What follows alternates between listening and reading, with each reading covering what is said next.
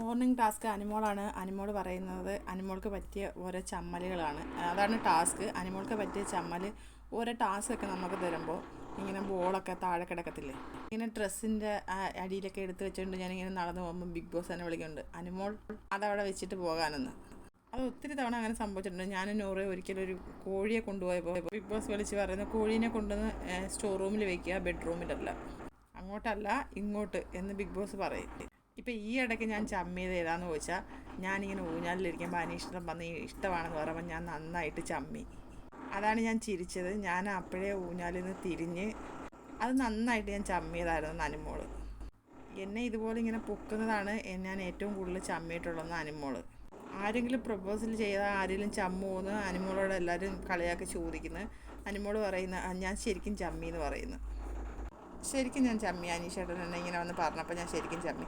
അപ്പോൾ അടുത്തൊരു ലൈവ് അപ്ഡേറ്റുമായിട്ട് ഞാൻ വരാം. എല്ലാവരും എൻ്റെ ചാനലൊന്ന് സബ്സ്ക്രൈബ് ചെയ്യണേ, സപ്പോർട്ട് ചെയ്യണേ.